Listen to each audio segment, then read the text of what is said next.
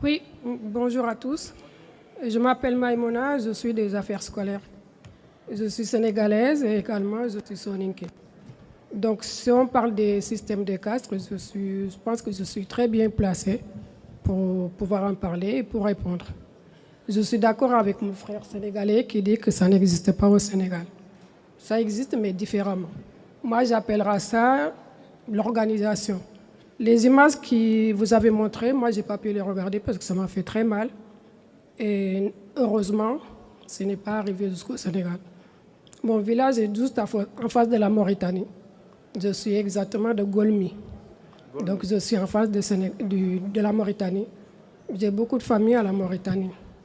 Et je voudrais faire comprendre les gens, il y a une différence entre organiser une société et du banditisme.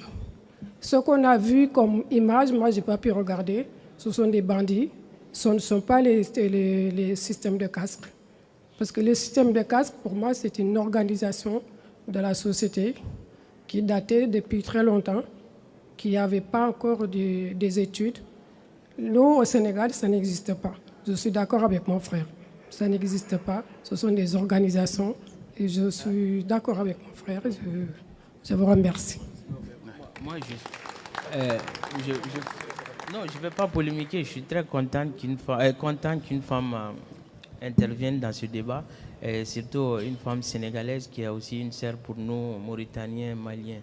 Bon, ce que vous dites là, c'est les mêmes propos que les Maliens tiennent. Hein, quand vous parlez d'organisation. Quand vous partez voir, les images que vous voyez, c'est les enfants du chef de village qui ont fait. Hein. Le chef de village, son fils a été arrêté. L'imam du village avait son fils là-dedans. C'est les mêmes propos, c'est-à-dire les mêmes jeux de mots que ces chefs de village utilisent. On parle chez nous de l'ADA, organisation comme vous le dites. C'est-à-dire, à la base, personne ne reconnaît ce phénomène. On parle d'une classification sociale. Le système de caste, même si vous appelez comme un chef de village malais, il va dire non, chez nous, ce n'est pas ça, c'est les histoires de caste. C'est comme ça est né les infractions, les assassinats, les meurtres, les incitations à la haine, les coups et blessures volontaires, les incendies volontaires, comment dire, tout ce qui est infraction découlant du code pénal des délits de droit commun. Ça sort de ça. Par exemple, quand tu viens, tu dis que bon, toi là, ton père est esclave, ta mère est esclave, tu ne vas jamais marier ma fille. Mais c'est quoi ça? C'est des incitations à la violence, c'est des incitations à la haine. Ce sont ces mêmes propos que nous, nos gens qui sont au Mali, tiennent. Et même si vous les appelez, ils vont tenir encore. Ils disent, chez nous, il n'y a pas l'esclavage. Hein. Ils ne vont jamais reconnaître ce phénomène-là. C'est ce que je suis en train de vous dire. Moi, je suis très content quand vous réagissez de la sorte parce que ça va nous permettre de développer davantage sur ce qu'on a fait. D'accord? Merci. Merci, madame. Désolé, une minute. Vous me voyez, moi? Oui. Je suis Soninké, je suis Hartani, je suis Peul. Je connais très bien ces communautés. Vous savez, un crime contre l'humanité. L'esclavage est un crime contre l'humanité. Ça ne peut pas être des coutumes, ça ne peut pas être considéré comme une culture. C'est pas bon. Quand c'est un crime contre l'humanité, il faut éviter. L'autre problème, on nous dit que c'est une organisation sociale ou sociétale. Très bien. C'est le partage des métiers. Très bien. Mais quand je veux changer de métier, pourquoi vous ne voulez pas? Vous voyez, c'est là où vient le problème. Aujourd'hui, le problème qui se trouve dans les milieux soninké, il y a des gens qu'on a attribués, pour vous parler votre langage, vous avez attribué des métiers, ils n'en veulent plus. Mais vous insistez, vous dites, vous allez y rester. Voilà le problème qui se pose.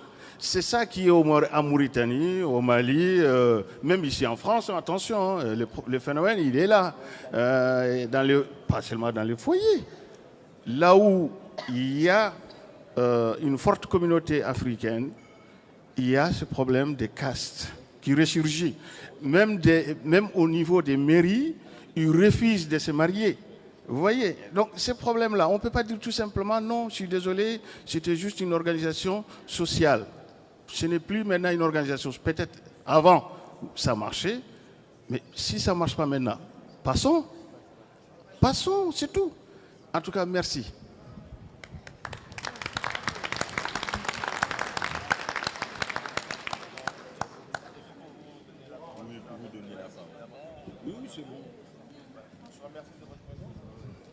On remercie nos deux orateurs. Hein.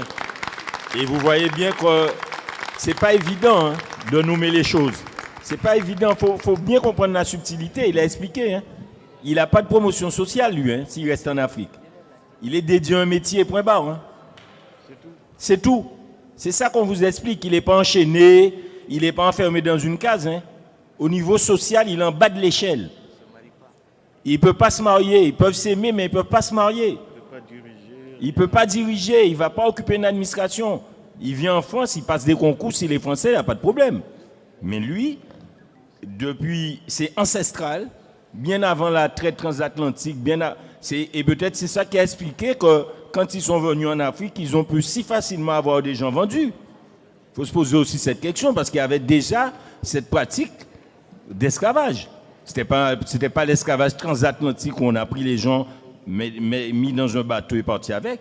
Mais il faut s'interroger si ce qu'il nous dit, c'est qu'à l'heure de l'informatique, à l'heure des réseaux sociaux, ils ne veulent plus être dans cette caste. Donc, est-ce qu'on peut leur permettre de changer de caste si vous ne voulez pas dire esclavage? Merci. Merci. Alors, moi, je vous dis bravo. Hein, et puis, voilà, voilà. Je tenais vraiment à vous remercier et vraiment bravo et pour ce que vous faites.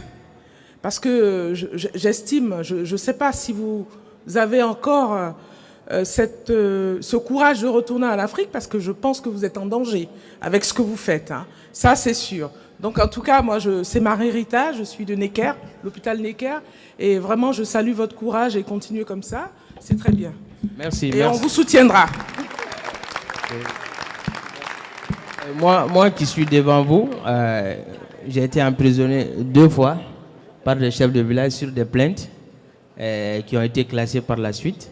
Mais ma première voiture a été caillassée dans un village sur cette question de l'esclavage. Dire qu'on n'est pas en danger, c'est vraiment absurde. On est en danger.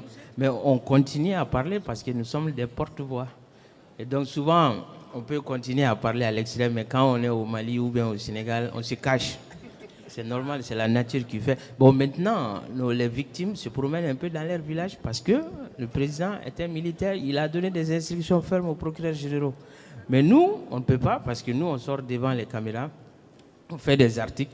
Aujourd'hui, les ennemis même, c'est des gens qui utilisent des réseaux de communication. Effectivement, à nous, il ne peut pas partir en Mauritanie. Moi aussi, peut-être.